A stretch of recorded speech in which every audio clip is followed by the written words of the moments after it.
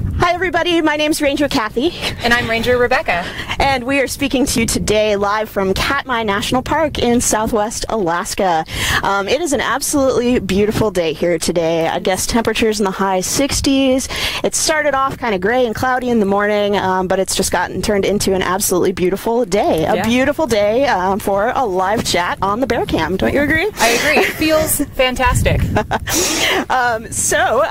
First of all, I'd like to say thank you to Explore.org. Our partnership between Katmai National Park and Explore.org is what brings you this live Bear Cam, and it's really an amazing opportunity for people from all over the world to get to connect with what I personally find to be one of the most compelling and exciting landscapes that I've ever experienced anywhere. And besides the landscape, of course, we do also have these incredible furry brown mammals running around, and that is why we're here today. Right now I'm speaking to you, as I said, live from Southwest Alaska. Katmai National Park and Preserve occupies about 4 million acres at the very base of the Alaska Peninsula. So if you're thinking about a map of Alaska, you're probably familiar with the curving Aleutian Island chain, and it kind of sweeps up onto a long, skinny peninsula that then connects with mainland Alaska. So Katmai National Park and Preserve is located right at the base of that Alaska Peninsula. And today, of course, we're speaking to you live from the lower river platform along the Brooks River. We're looking out back here over onto Naknek Lake, right in the heart of Katmai National Park and Preserve. So Ranger Rebecca and I both work for the National Park Service. Our mission is to conserve and protect some of America's most special places and to tell America's stories. Our biggest story here today is definitely one of bears. July is bear season. It is. Noticeably so. Yeah, and particularly today, we're actually going to be telling what I think is kind of the story of the summer here. We're going to be talking about subadult Alaskan brown bears and some of the challenges they face in life. Yeah. Before we get into that, though, we should probably give you a little bit more background on where we are, who all these bears are. Yeah. You want to take it? So as this float plane is taking off behind us here, I'm going to stall for a moment so that hopefully you can all still hear what's going on. Float planes are the primary way that visitors come to see us here at Brooks Camp. They end up landing on Naknek Lake, which is behind us. What flows into Naknek Lake is the Brooks River. And if you've been watching the lower river cam before, then you've been watching the bear activity on the river itself. The Brooks River is a really unique setting because we see the same brown bears returning to this place year after year. And we have this amazing opportunity because from platforms like the one that we're standing on, we can see these bears fairly close. And so we have this amazing opportunity to start to recognize individual bears. There are some park rangers in Katmai's past and one currently who are our bear monitors. And it's their job to keep track of the individual bears that they see that come and visit this river. And so the way that it works is the bear monitor will go on specific monitoring sessions. And if he or she sees an individual bear, an independent bear, in 3 separate monitoring sessions, then that bear receives an identifying number. And the number is usually 2 or 3 digits. There's also, there are some bears that after they get this identifying number, they might have a nickname that goes along with it. Not every bear that we see here has a nickname, but every bear that is recognized as an individual does have this unique identifying number. And with this body of evidence, by watching these bears over and over again, we can start to find out some of the particulars of their life histories. We can sort of watch the drama of their lives playing out on the river before us, and it gives us the chance to kind of take a peek into the life of a wild brown bear. And one of the interesting things about the bears here along the Brooks River is as those spawned out sockeye are coming back downriver. In the meantime, though, in months like August, we don't necessarily know where these bears go. So some of their life histories still remain a bit of a mystery, and we can just sort of appreciate what we can see in July and September. We've got another float plane taking off, so I'm going to pause for a moment and let it do its thing. It's funny, I get so used to this background noise of float planes coming and going that I have to consciously make an effort in order to not just carry on. Right, exactly. As I just did. Yes, so as Ranger Becca here was saying, that that really is one of the things that makes this place so unique. I've worked in half a dozen different national parks at this point in my career, and I've gotten to spend a fair amount of time around bears elsewhere. This is my first time with Alaskan brown bears. I'm pretty new to Katmai. I'm a year-round employee. I just arrived this winter, but I spent 9 seasons working in Yellowstone and getting to know the grizzly bears there. But wow, like, I never got to know any individual grizzly bear in Yellowstone nearly as well as in the short time that I've been here in Katmai. I've already gotten to know some of ours. So the bear cam really does provide us this, and not just us, but the bear cams with explore.org allow us to bring the bears of Brooks River right to you. So I think we should get started now. Again, just for those of you who may have joined a few minutes after we got started, my name is Ranger Kathy. And I'm Ranger Rebecca. And we're talking to you live from Katmai National Park in Southwest Alaska. So our focus of the day is going to be on subadults. But any bear, before it gets to be a subadult, has to go through a couple of years of life. So I think the best way to introduce this idea of subadults is to start by talking more generally about kind of the life cycle of bears. Those of you who've joined us before are probably familiar with the fact that bears don't have a mating season per se. Unlike, say, I don't know, bison or elk, where there's a very particular time of the year when many females come into heat and everybody's trying to reproduce all at once. Bears have a more distributed mating season. So a female might mate any number of times over the course of a few months in the summertime. She then has delayed implantation, where fertilized eggs won't implant in the wall of the uterus or in the uterine lining until she goes into hibernation. And her body kind of assesses its condition, looks at how much body fat she has, and then effectively decides for itself how many cubs she'll be able to bring to term and support. So really, really cool thing that humans can't do. But one of my favorite things that bears do that humans don't is that, you know, when mom goes into mom-to-be goes into hibernation, she ends up giving birth to her cubs in the den while she's still mostly out of it in the months of January or February, typically. And those bear cubs are teeny tiny little things. If there are any moms among you in the audience, you probably have some painfully memorable labor stories to tell. And I don't think bears have that kind of experience, because a mother bear will have anywhere from 1 to 4 1-pound cubs. So 16 ounces. Think about like a soup can that you're picking up in the grocery store. That's about the size of each of these cubs when they're born. So she has a pretty easy birthing process, at least by human standards. And while she's still in the den, those cubs nuzzle up and start to nurse. They're nursing on mom's milk, which is super fatty. It can vary in fat content pretty significantly, but on average, I'd say the fat content is right around 33%. It has been measured in some studies to go up as high as 48% fat. Goodness. Yes, so there are a lot of calories and nutrition packed into that mother's milk. Just for contrast, when I'm talking about high milk fat, a human's breast milk would be 3.5% fat. So, so those bear cubs are really packing on the pounds, and by the time they emerge from the den with mom in April, maybe early May here, they are fully mobile. They're capable of climbing trees, and mom will send them up trees if she's concerned about a situation, if she has reason to think that they might be threatened. We also get questions sometimes about whether cubs are good swimmers right from the get-go, and although I can't say that I've ever picked up a baby bear and tossed it into a body of water to find out, they seem to be very, very capable swimmers. In some places, you'll also hear them referred to as Cubs of the Year. Sometimes in writing, you'll see this abbreviated to be COY, which is very coy. Here in Katmai, though, we usually use the terms Cubs of the Year. Often those young cubs are going to be very dark in color. You'll see a natal ring often, so lighter fur, kind of like a necklace on them. And they are bouncy and, well, they're adorable. I don't actually like using the words like cute and adorable to refer to wildlife very often, because I don't think a wild animal's value has any, I don't think the value depends on whether or not humans think it's cute. Nevertheless, there's no way around the fact that baby bears are they're adorable. Right.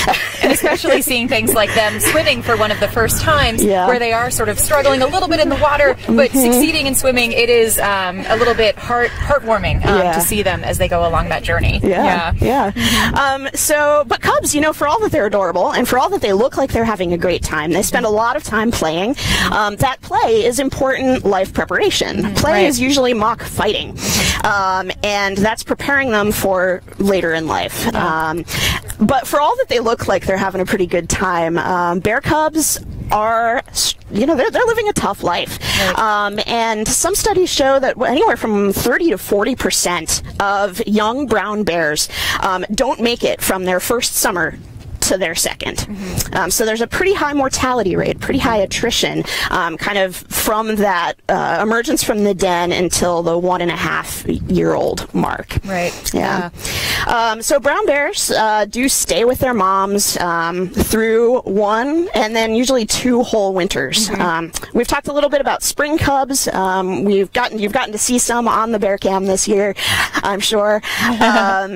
And so they do go back into, they go with their mom into a den to hibernate through a first winter. And then they wake up to experience their second summer. And when we see them out here on Brooks River, we refer to those guys as yearlings. Yearlings are a little bit more competent. A little bit more able to take care of themselves, but they're still definitely dependent on mom. The mother is really important for providing protection, and she is still definitely providing food as well. Those cubs grew up a lot in their first season. They probably weighed around 80 pounds by the time they went into the den for their first winter. And so by that point, they're no longer dependent on milk for the bulk of their calories. By the time they're yearlings, they are eating the same kinds of wild foods that their mom is eating, and that's really where they may be getting most of their calories, but they do continue to nurse. A mom's milk really continues to be an important supplement to their nutrition all the way up until they go off onto their own. Going off onto their own typically is going to happen at age 2.5. So they'll spend 2 full winters after the winter where they were born. They'll spend 2 full winters with their mother in the den, and then at some point during their 3rd summer, that's going to be when they get pushed out into the world, and we'll find out what awaits them there. Now, this isn't necessarily this is not a hard and fast rule. Sometimes cubs will get pushed out even earlier. Occasionally, you'll see cubs who stay around for an additional season, but typically the 2.5-year-olds are the ones who are getting kicked out. And we'll talk a little bit more about that process. What you might hear us refer to it as emancipation. And we'll get into that story a little bit later, but I do want to touch on some of the cubs that we are seeing this year. And I think there is some activity even around the lower platform, probably behind the camera. So if you are familiar at all with some of the individual bears that had cubs last year, we had an awful lot of the bears show up again this year, and I think what we'd like to do is maybe move the camera so that you can see some of the cubs that are in view right now. It looks like we have a sow with 2 yearlings that's just behind the platform. Actually, there might be a 3rd. Yeah, there's a 3rd who's coming up through the grass. I see. And if I identify that bear correctly, it looks like she might have a scar around her neck. I don't have my binoculars with me, and so I can't tell for certain. If that is, though, the bear with the circular scar that goes around her neck, that would make it bear number 854. She has the nickname Divot. And last year, bear number 854 showed up along the Brooks River, not in July. We didn't see her that month. We actually saw her showing up in September. And she had, if I can get a better look at the individual bear. All right, it does look like it could be her. Results are sort of inconclusive for me right now because she's walking away. But maybe I am hoping it is, because that would actually be my first sighting of this particular bear, and her story is so compelling. This is one of the bears that I knew about well before you know, I moved up to Katmai. And so for those who might not know the story, do you want to get into that a little bit? I would love to share it. And I know that this is a story that perhaps you may have even seen a video on YouTube about it, and I'm not sure, Kathy, if that's how you initially heard about it. Back in 2014, we saw bear number 854, Divot, return to the Brooks River. And when she was here in July, she had 2 yearling cubs with her. And around the end of the month, we saw her along the river with a wolf snare caught around her neck. And this was a time that the National Park Service made the very rare decision to interfere in the life of a wild brown bear. Typically, as we watch these bears' lives unfold before us here, we're in the position to preserve a wild population of brown bears. So it is not our place to serve as veterinarians or to try to heal wounds that bears receive naturally, just as a typical part of the wild bear's life. 854 was this unique case where clearly it was a human-caused injury. And so the Park Service decided to interfere. They managed to find her along the edge of Naknek Lake. They tranquilized her. One of her cubs was still with her, one of her yearlings at the time.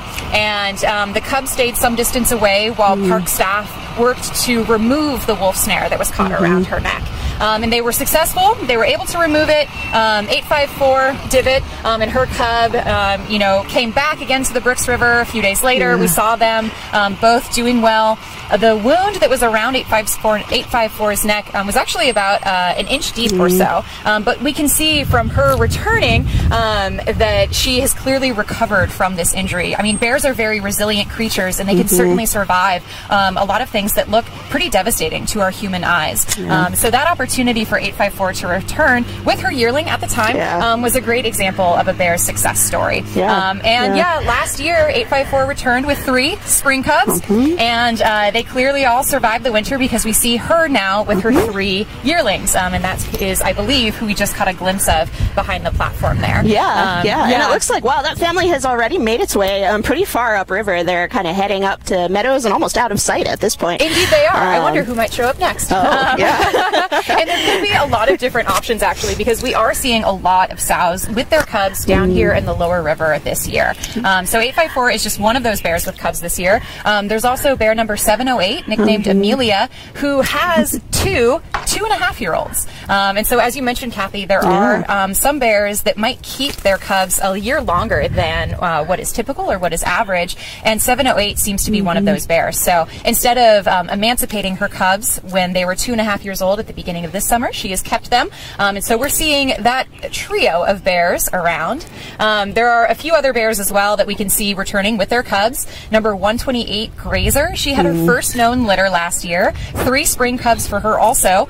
All 3 of them survived the winter. They came back with their mother. So now number 128 has 3 yearlings. And it has been truly remarkable this year, how that survival rate that we've seen from last year's spring cubs to this year's yearlings. Indeed. There are a lot of yearlings out there this year. And to the point where I think we have almost 100% survival on the yearlings that, on the cubs, the spring cubs that were seen last year. That's right. What, 14 out of 15? Yeah. Is that what the... As I counted it earlier today, that's exactly right. As far as I know, only one of those bears that had spring cubs last year showed up with fewer than that number this year, and that was bear number 171. She had 3 spring cubs when we saw her last summer. It seems like she's returned with 2 yearlings this year. But that is the only known case that I'm aware of where, those cubs did not survive the winter. And exactly with that survival rate that you mentioned, typically only 1 out of 3 spring cubs will make it past that first year. We're seeing a pretty incredible survival rate for the cubs around here along the Brooks River. And it's truly not an easy task because some of the challenges that cubs face, they are numerous, and being a wild bear, you don't have a lot of protection outside what your mother can provide. So a lot of the cubs around here are facing a threat of starvation if they don't get enough food to survive the winter. Could be predation, those adult bears looking for food. It could be perceived competition. It could also be that male bears perhaps are trying to push sows back into estrus so that they can mate with them by killing or separating them from their cubs. And so cubs are facing all kinds of challenges like that, in addition to things like illness or injury that they might naturally suffer in their environment here in Katmai. And for these cubs to sort of show up again this year is pretty remarkable. And so congratulations to all of those cubs and their mothers for making it through. It's certainly not an easy task. And as you mentioned too, there are, of course, cubs born this year, kois, cubs of the year, spring cubs, and there are some new ones along the river too that we have seen this year. So adding on to all the cubs that have returned from last year, a few new additions as well. There is one sow that you may have heard of before. Her number is 435, Holly. She has a litter of 2 spring cubs this year. And so that is her, I think, 4th or 5th known litter. I think maybe her 4th along the Brooks River here. And there are 2 other sows whose numbers I don't know. I'm not sure if our bear monitor, Leslie Scora, has identified them yet or not. We'll need to wait maybe a little bit longer to get the true word from her. But for now, these mystery sows. One of them has 3 yearlings and another one has 3 spring cubs. So we're just adding on to the number of cubs that we can see along the Brooks River here that are all sort of playing out that drama of trying to survive amongst all of these seemingly overwhelming odds. So we will continue to see what happens in their stories and whether or not they can make it to the next stage, which is when they get emancipated, when they get sort of kicked out from their mother's protection. And again, looking at all of the sows that had cubs last year, there are a few that have returned this year that do not have cubs with them, possibly because they decided that their cubs were old enough to be on their own and to try out life as an independent bear. And so some of those bears that had cubs that might be now running around as subadults include bear number 273. She had 1 yearling with her, and we've seen bear number 273 fishing at the falls this year without her, what would be now a 2.5-year-old cub. So it's possible that there is a 2.5-year-old subadult running around somewhere that is her cub from last year. We also have, let's see, bear number 402 had 2 yearlings with her last year, so they would be 2.5-year-olds this year, and we've seen 402 independently, so they could be emancipated as well. We also have bear number 94. She had 1 yearling, so she might have emancipated that bear. And let me just refer to my list real quick so I can make sure I cover all of them. There's also bear number 504. Yeah, she had 2 yearlings, so those could be emancipated subadults at this point. And finally, bear number 132. Last year, she had 3 cubs with her that were 2.5 years old. So those were some of those bears that got sort of a bonus year with mom, and they could now be adding to our huge number of subadults that we're seeing around here. Yes. Yeah, and this time, this emancipation, as we're calling it, the moment when a mother bear decides that her cubs are ready for life on their own. I mean, it's not unlike what humans might experience. Usually it's around the age of 18 when we get to sort of go out into the world on our own and see what life might be like. We don't enjoy as much protection or help from our parents at that point. And, you know, for some of us, it might be a gradual thing. Maybe we get 4 years of a little transition period. Maybe it's a little more sudden for some of us. So I always like to get sort of a response from folks watching. Maybe if you'd like to share in the comments your own emancipation period as a human, and whether you thought that was fairly traumatic as an individual, or how you were able to cope with life on your own for the first time. Because bears have their strategies and humans have their strategies for working on it too. Yeah, I'd be very interested to hear from you as well. If you have a story that you would like to share, please go ahead, put that in the comments. Because I think there are some real parallels between human adolescence and this emancipation process that all bears go through. About the timing of it. The timing is not the same for every human, and the timing is not the same for every bear either. I think back to my high school experience, for example. I didn't like it very much. And I was very ready to be emancipated. I really wanted to get out, move away from home.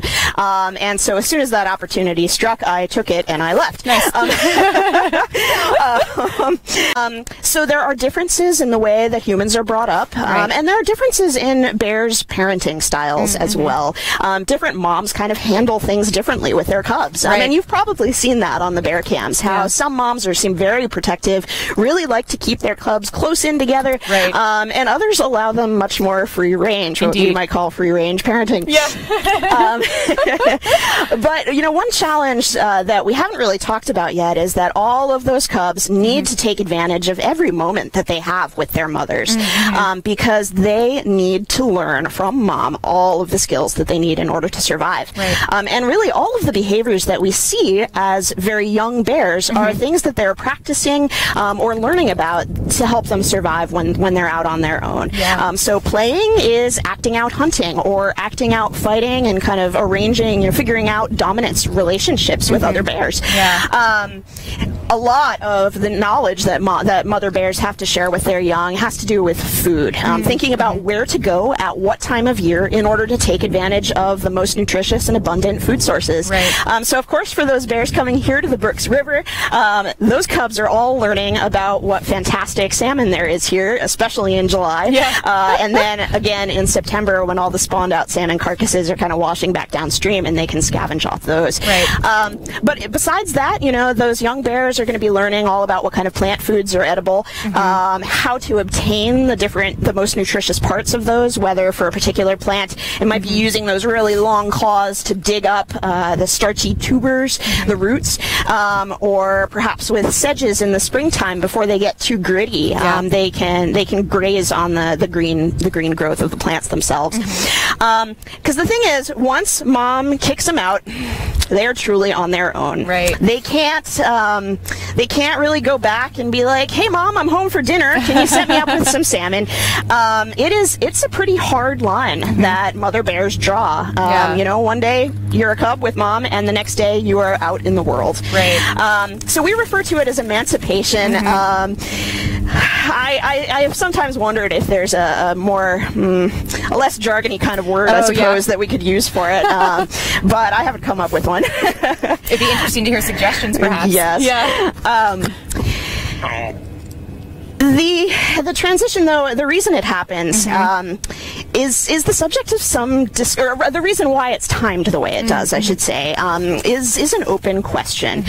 We've certainly heard about and seen some cases where it seems as though a male bear might come along and almost deliberately separate cubs from a mom, and we think that may be in an attempt to kind of bring the mom back into estrus so that he can mate with her. Right. And we've seen that. We've seen it here on the Brooks River. Indeed, yeah. Back in 2014, there was a case where bear number 402 had, at the time, a yearling cub, and she brought that yearling cub with her up to the falls where bear number 854, one of the most dominant bears on the river, was seen separating 402 from her cub. And so we saw that cub treed up by the falls down here at Brooks Camp. It spent some lengthy periods of time away from its mother, and in fact it was separated from 402 long enough that that bear became an independent subadult, right, at this sort of strange age and at a strange time of year. It was into July where we would typically see that separation or perhaps emancipation earlier in the summer. And indeed, 402 did go back into estrus. She mated with bear number 854. She returned the next year with 4 tiny spring cubs, so she was continuing her journey as a mother bear. Meanwhile, that yearling that became an independent bear, it was observed 3 times in monitoring sessions by our bear monitor, so it received an identifying number 503, and it has this sort of unique nickname. Actually, it's called cub adult, which is a play on it being a cub and a subadult kind of at a strange time. But right, that was sort of an unusual time where the line kind of between did the mother bear go into estrus and then separate from her cubs, or was she separated from her cubs and then she went back into estrus? That's kind of just one piece of that story to try to solve that mystery. With that particular example, though, given how young the cub was, to me at least, this is a highly subjective opinion, but it does seem to me unlikely that she would have just gone back into estrus and kind of launched that whole thing through her hormones. But, without actually drawing blood and getting source. The salmon that they need in order to survive the winter. And when we as humans want to use the floating bridge, we yield to the bears. And so we've done a lot of yielding so far this summer as we've watched this great number of newly emancipated subadults or subadults from an emancipation event a couple of years ago kind of all contend for space down here. And there are, a few subadults, sorry, there's another float plane going by, a few subadults that were identified in the past couple of years. So these are bears that are independent, they are no longer with their mothers, but they're not yet sexually mature, so they're not yet adult bears. And they tend to be between the ages of, about 2.5 when they're first emancipated, up until about 5.5, which is roughly roughly when they'll reach maturity. And our bear monitor has seen some of the subadults and has assigned them numbers. I mentioned number 503, so he's one that we're still seeing running around the lower river area and up at the falls sometimes as well. Bear number 500, who has the nickname Indy, is another one. There's a bear number 602 is a subadult that we've seen around. And then 2 subadults that were identified for the first time as independent bears last year, number 717 and number 719. And number 719 is believed to be the biological offspring of bear number 435, Holly, who has returned, of course, this year with 2 new spring cubs. So those are some of the known subadults. There are also quite a few unknown subadults, and they could be some of those newly emancipated bears that haven't yet been given those assigned numbers. So if our bear monitor hasn't seen them in 3 separate sessions or assigned them a number yet, right now they're just sort of these mysterious creatures that we're seeing running around, fighting with one another, and sort of competing for space. So, right, maybe 402's emancipated cubs, who are now the subadults, they could be some of this sort of army of subadults that we've seen running around. And it really is an interesting opportunity to watch this wild bear population kind of contend with the challenges that they face as they go through, right, this rite of passage, this particular life event where they need to become the strong adult bears who will live along the Brooks River. And so some of the challenges that they're facing include just figuring out where they are in the bear hierarchy. Subadults kind of occupy the bottom. They're at the bottom. Exactly. Because even though there might be cubs that are smaller than them, those cubs enjoy the protection and the backup that their mothers provide. And so we've seen some subadults as they're kind of competing for space. If they get too close to a mother bear with cubs, then the entire family might run off the subadults. I actually want to interject a story here, Becca, because this was one of my favorite bear observations of the year so far. I was over here on the lower platform. The bridge was closed, of course, because of lots of subadults in the area. And there was a family, fish of bears, so mom and 2 yearling cubs who were in the river just upstream of the floating bridge. And they were over on the camp side of the bridge. And we'd had a lot of yearlings moving around in camp that, excuse me, not yearlings. We'd had a lot of subadults moving around in camp that day, as we have had every day this year. And one of those subadults came right down the trail as if it was going to cross the bridge, and it came into sight of this family of bears. You know, mom was fishing, and so she looked up, noticed the subadult, decided she didn't care, and went back to fishing. One of her cubs was pretty nearby, and that cub, you know, also just continued, playing around at fishing. The other cub, however, was kind of in between where this newly arriving subadult was and its mom. And then the yearling cub, stood up like this, checked out the new arrival, came back down onto all fours, and then decided that he was going to run off this yearling. So the cub, just takes a few steps to charging towards this subadult, and the poor subadult, I really felt for it because it just turned and took off back the way it had come. And I actually, I was looking up subadult behavior in research papers and came across a truly wonderful line which said that subadult bears have a propensity for running from anything. Right. And I feel like we've seen exactly that in Brooks Camp this summer. Indeed. And that's that's one of their survival strategies, as they're kind of finding out where they are in this bear hierarchy and contending with bears that are larger than them or bears that are enjoying the protection of a family group. Sometimes one of the best ways to make sure that they don't end up in too much trouble is to run away. And I know that as subadults sort of enter into independent life, too crowded, they might disperse and go off to other areas. So there are some subadults who, even though they maybe grew up around the Brooks River, they may not necessarily stay if they find that there is not a place for them here. And so that kind of lends itself to a little more mystery about what happens with some of our bears around the Brooks River, since they could end up somewhere else that we don't have bear monitors or webcams or lots of rangers to track where they are or who they are. So that's definitely sort of a challenge on our end. when we try to figure out more about the subadults' lives. So what? Just to interject here. So really, one of the different strategies that subadults can use in order to deal with all these life challenges that life is throwing at them is to get out of Dodge. They can get out of the way.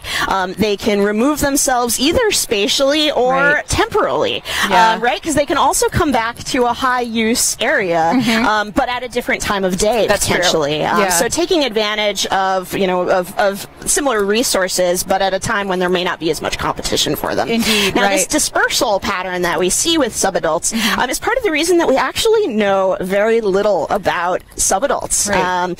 We were talking about survival of bears and how many of them make it from cubhood all the way up to adulthood.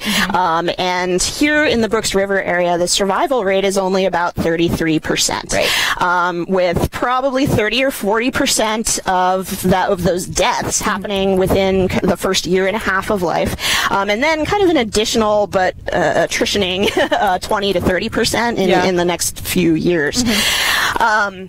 But the reason we don't have more precise numbers on that is partly because the subadults are especially prone to dispersal. And that's not true. That's not the case just here in Brooks. It's not true just in Katmai. That is true of subadult bears really everywhere. And that makes them really difficult to study, right? Because one of the ways that you assess mortality in wildlife would be looking at kind of a defined area, tagging your study animals, and then looking at them over time to see how many of them came back. And if you have lots of bears that are just leaving the study area, then you have no way of knowing if the declines that you're seeing are due to dispersal or due to death. And to add to sort of some of the challenges that we face as we try to learn more about the subadults, they're not always easy to track year to year, even if they do return to the Brooks River. And that's partly because they go through a lot of changes physically. So, we might see a yearling bear with its mother one year, and then the next summer we might see a subadult bear that could perhaps be that bear, but it'll be bigger. Its fur might change in color or in pattern. As you mentioned before, Kathy, subadults tend to be pretty leggy, and they're sort of these lanky, awkward-looking bears that are kind of growing into themselves. And it makes me think of some teenagers that I know, particularly high school-age boys, are famously kind of lanky. They've got these long arms and legs sometimes, and they may not have looked like they've fully grown into their bodies. And subadults have a little bit of that. Subadult bears have some of that as well. If we could do sort of the high school yearbook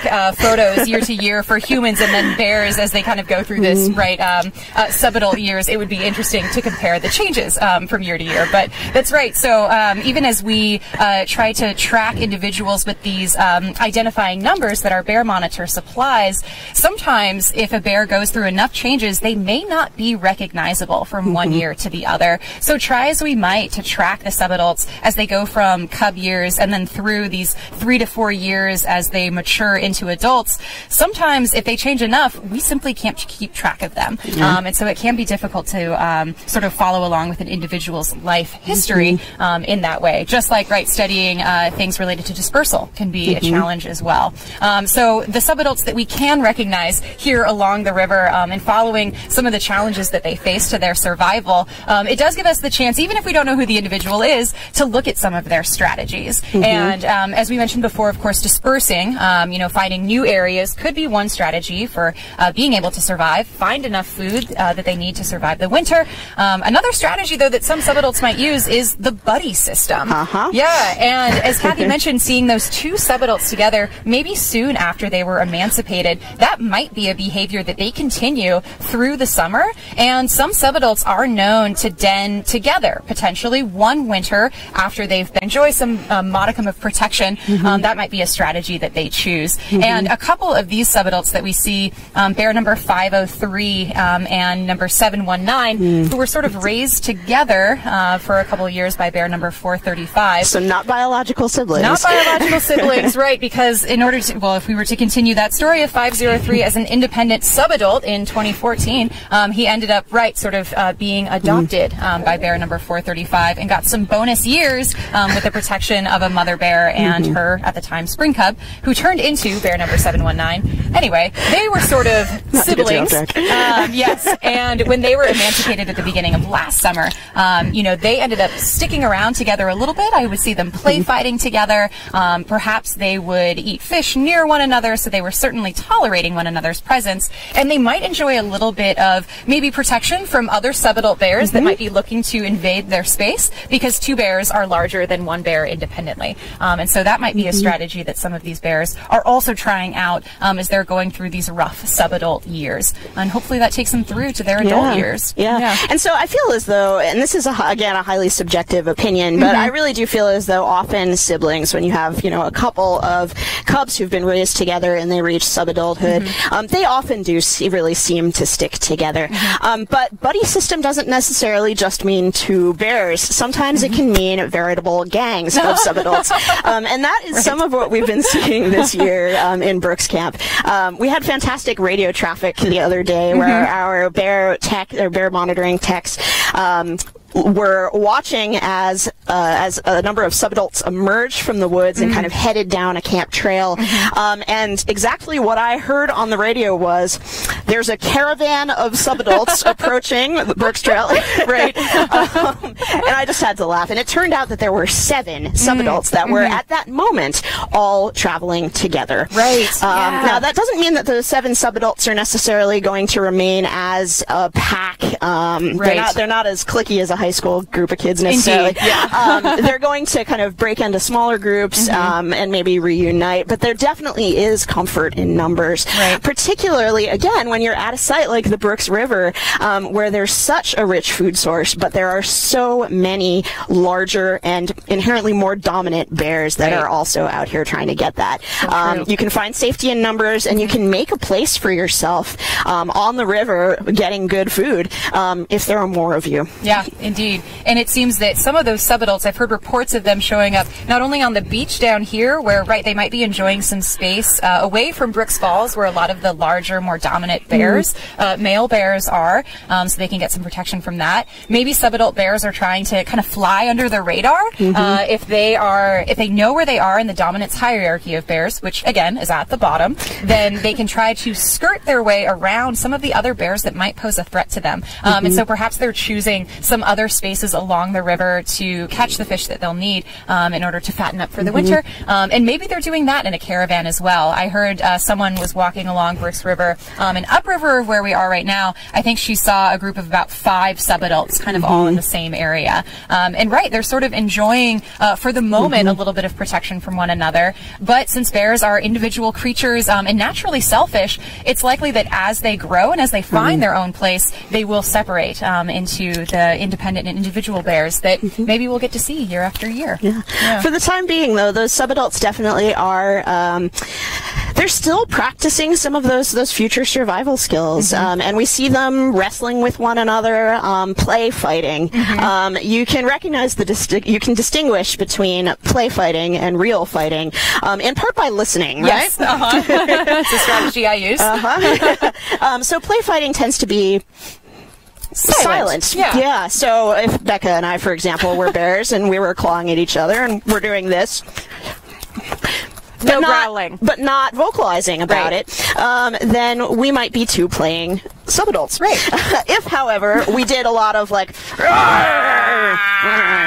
that might be an example of us actually having a scuffle. Yes, a real fight where we were actually unhappy with one another. And so, that's kind of an interesting thing that you could use if you are watching the cams, because there are some times whether these bears are play fighting or not. And again, I can't help but just loop this back to my own high school experience, having these and then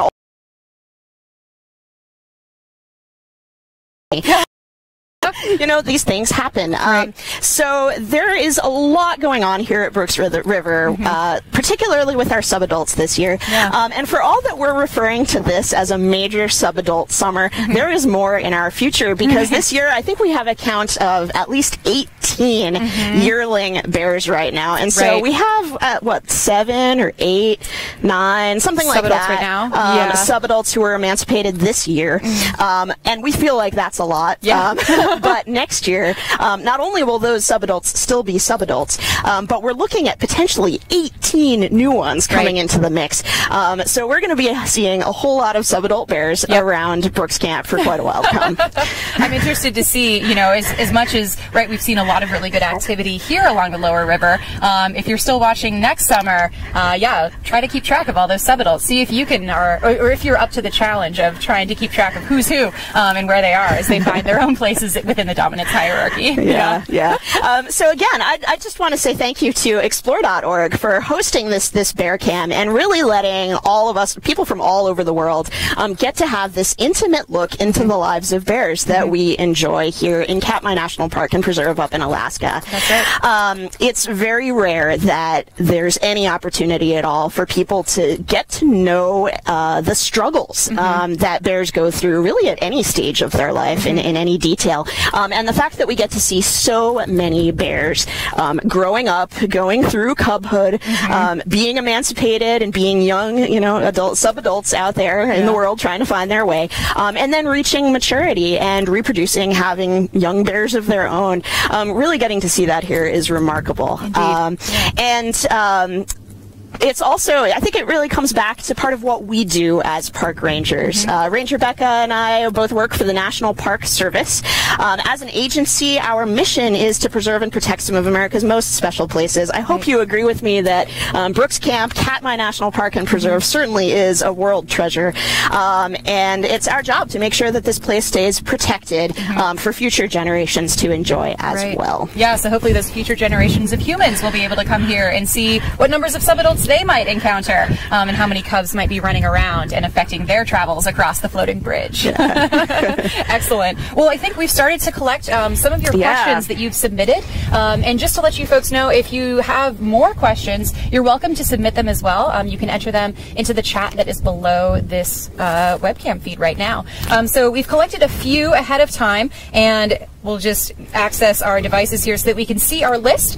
We'll go through and answer what we can. Yeah, so one question coming in is, this is a great one. It's one I wonder about all the time. Do subadult bears continue to recognize their mom and siblings? Would moms continue to recognize their offspring after emancipation? Would mom ever let an emancipated cub approach her and her family of spring cubs? It's impossible for us to know the minds of bears, so there's really no way that we can give a hard answer to that question. But that said, from what we know of observing other animals, they probably do maintain an awareness of that familial relationship. There's probably a smell cue in particular, I would think. I imagine odor would kind of come into play. But in terms of what that actually means for those bears, I truly have no idea. It certainly seems as though, as we were talking about with subadults after emancipation, they do often kind of maintain family relationships. Excuse me, I've got some hair blowing into my mouth here. No worries. They often will stay with a sibling for a little while after emancipation, so clearly they're maintaining some kind of relationship there. But that is not going to last forever, and really I think in the end every bear needs to go out and be solitary. Brown bears are an inherently solitary species, not a social one. They're not territorial either, but they do really like their personal space, and they like being able to protect a food source that is right near where they are right now. And that personal space bubble really does seem to extend to genetic relations as well. And so I see another question here that asks, have any subadults spill over into the human realm? So here in Brooks Camp, we are sharing space with brown bears. We are in their habitat, in their home, and we, in general, will yield to bears when they are moving through the lower river corridor or anywhere along the Brooks River. The only exception is right around the buildings of Brooks Camp. Park staff try to maintain that particular area as a bear-free zone, and the way that they try to express that to bears is when bears do come into Brooks Camp proper, right within our buildings like our visitor center, Brooks Lodge, those kinds of places, then they'll try to, these park rangers will make themselves try to seem like a more dominant creature. So they might clap or shout or scuff their feet or throw rocks near the bears, just to let them know that this area is not a place where they should feel welcome. And subadults are known for being pretty curious creatures. So occasionally we will have subadults that'll kind of walk up maybe a little bit closer to the buildings or to some of the people nearby as they're curiously investigating what's going on and where they might fit in. And in cases like that, then I think the variety of hazing that we might see would be perhaps, right, shouting, scuffing of feet, or loudly clapping your hands kind of in the direction of a subadult. And that's something that really just this particular group of park rangers does. And those are our bear management rangers. Those are the ones that are kind of maintaining the Brooks Camp area as this bear-free zone. Yeah, and it's interesting seeing that the subadults coming into the developed camp area, because I think there are a couple of things going on there. One is that, as we're kind of hinting at, subadults are really testing their boundaries, and so kind of pushing to see what they can and cannot do includes kind of pushing into this more densely human-occupied space to see what they can get away with. But I also think that part of the reason they're doing that is because older bears have already learned that lesson, that they are not welcome in camp, so they are avoiding that space. And that means that it's an un-bear-occupied space where the subadults might actually be trying to find, you know, kind of a shelter or comfort there. And so it's really important for us as the human visitors on this landscape to draw the line about kind of the human space versus where the bear space lies. And that particularly comes into play when we're thinking about our behaviors around camp. So things like, you know, we have very strict rules about not carrying food with you outdoors while you're here, not leaving backpacks or any item unattended. And that's super important because especially subadults, if they see something, a backpack lying around and there's no one near it, they're going to go up and they're going to investigate it. It's a strange foreign object in their environment. They're smart, they're curious, they want to know what it is. And they're going to go and get into it. And that's why it's so very important for us to not provide them with that opportunity. If they don't learn that humans could be a source of food, then it helps keep us safe, and it also helps keep those bears safe. When bears do start getting food from humans, which fortunately we really don't have a history of that here at Brooks at all, but certainly in other national parks this is something that comes up quite a bit. When you get a food habituated bear, you know, somebody who's coming and looking at people as a potential source of food, that is never a situation that ends well for the bear. Indeed. Let's see. There's a question here that also came up asking about cubs of different sizes that are all within one litter. So folks have noticed, for example, that bear number 128, Grazer. That's a wonderful example of cubs of the same age, very different sizes. Indeed, So they were all born, you know, at the same time, that same winter. It's possible that they have different fathers, since bears are promiscuous creatures. A mother bear or a sow will mate with multiple males, and she could have cubs within one litter that are from different male bears. So perhaps when we see this variation of size, we might be looking at just a genetic difference. But the question was about whether those sows with different sized cubs within the same litter will emancipate them all at the same time. That's a great question. And essentially the body of evidence that we have would suggest that yes, they will all be emancipated at the same time, regardless of size. And in the case of bear number 435, Holly, who ended up adopting bear number 503 when he was 1.5 years old, she had at the the reasons why a sow is deciding to kick her cubs out of her protection as she goes back into estrus, or whether the one causes the other. The timing of it would seem to indicate, though, that when the cubs are gone, she is ready for mating again, to bring on new cubs. So if she's kicking out one cub, she'll likely be kicking out all of the cubs that she has with her.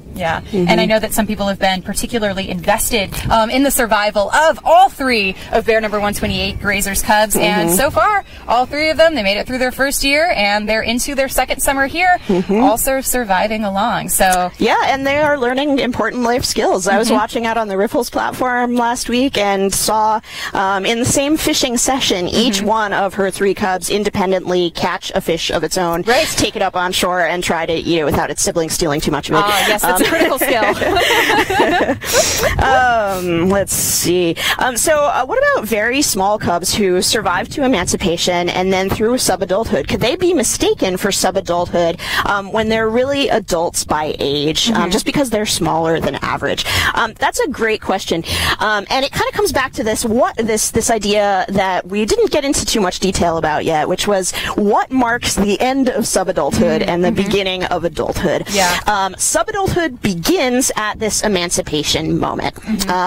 Adulthood begins at sexual maturity, and typically in bears that's going to be around age 5.5 or so. But the exact timing of it can vary depending on a bear's diet, and I expect that as with a sow going into hibernation in the wintertime, and her body kind of looks at her body fat percentage to see if she's in good enough condition to bring cubs to term. I think that the onset of sexual maturity has a lot to do with the body condition of a bear. So I would expect that a smaller bear might be a little bit later to reach maturity. Now, sexual maturity doesn't happen at the same time as the end of growth. Female bears will continue growing for maybe another year after they become reproductively able, and male bears may keep growing for another 3 years or 8.5. Sometimes if you've been watching some of the individual adult bears that we see along the Brooks River, some bears like number 32 Chunk, it seems that even into his teenage years, his size is ever expanding, which perhaps that's just a seasonal expansion as well. All right, let's see. We've got a bunch of other questions coming in. Fantastic. All right, let me see if I can scroll through one and find a good one for us. Okay, so do mother bears nurse the cubs while they're in the den in subsequent years beyond their birth winter? So I mentioned that bears do, young bears, cubs, continue nursing really up until emancipation. The milk becomes a less and less important source of food as they get older, but they really are continuing to take advantage of it until they can't anymore. As for what's going on in the den, though, we were just talking about this the other day, and so whether the question, because that first year when the cubs are born, they are nursing pretty actively throughout the first few months of their life. But I think that by the time they go into the den with their mom for the first full winter, I think they're going to be hibernating along with their mom. So I don't think that they're going to be taking in any calories or excreting anything. They're in kind of that full-on hibernation mechanism in the same way that the adult is. Right, indeed. And they'll get to try that out for the first time, their first full winter. So we'll see if the newly arrived spring cubs this year get through that with any success. Hopefully they will. There's a question here about any idea what percentage of sows keep their cubs for the extra year and emancipate them when they're 3.5 years? And this person who wrote in the question is wondering if perhaps if their mother had that pattern, if their cubs would take that on when they became mothers as well. And as far as I know, I don't know if I could assign a percentage to it, but for example, all of the cubs that we have seen return from last year, of those, I think we said, what was it, 15? So 2 of them are now 2.5 years old, enjoying this sort of bonus year with their mother, who is number 708, nicknamed Amelia. And if we look back at number 708, got this sort of extra year. She was emancipated at 3.5 instead of 2.5. And if 708 is choosing to do this same thing again with this second litter of cubs, that seems to be a pattern that she's taking on. I'm really curious to see now if number 284 will take on this same pattern. That might help us in some way answer the question whether this is a learned behavior, since bear number 284 got to stick with her mom until she was 3.5. She has cubs that are this year 1.5 years old. So again, at the beginning of next summer, I think we'll be all watching curiously to see if bear number 284 is showing up as an independent bear or as a bear that is holding on to 2.5-year-old cubs for another summer. Time will tell. It sure will. All right, well, we have a pretty specific question. I'm not even going to try to answer this one, but we'll see if Ranger Rebecca can. Okay. Would you like to make an estimate at how much 503 weighs now? Oh, my goodness. Now, part of the reason that I don't even want to make an attempt at this is because humans are notoriously awful at estimating bear weights. Right. I was just reading the other day about a researcher, this was decades ago, I think in the late 1960s, somebody looked at black bears in the Great Smoky Mountains, and they surveyed people, including park rangers and visitors, so wide variety of levels of bear experience. And they asked these people, okay, so for these particular bears that you've observed, how much do you think they weigh? And people were like, oh, anywhere from 400 to 1,200 pounds. So people are looking at these black bears and being like, that bear weighed over 1,000 pounds. In fact, the bears that they were studying weighed anywhere from 120 to 180 pounds. Oh my goodness. So humans have a tendency to, well, we're just not very good at judging wildlife sizes. Right, yes. And I like to, approach that question with a lot of uncertainty and a lot of qualifiers, such as I don't have a scale on me. To my knowledge, 503 has never stepped on a scale before. And so these are all sort of guesstimates, right? A few hundred pounds, a couple hundred pounds, somewhere in there. Those might be the things that I would end up saying. It does seem, though, he is for, let's see, he would be 4.5 years old this year. He seems to be a larger 4.5-year-old than some other subadults that I've seen. So it seems that he has the potential to become a pretty big bear. I've noticed a particular lankiness or legginess to him as well. So it seems like he has that capacity to grow into a pretty large bear. But as Ranger Kathy mentioned, male bears will continue to grow after they reach maturity at about age 5.5. So number 503 could be a bear that we see just continuing to expand into his adulthood. Yeah.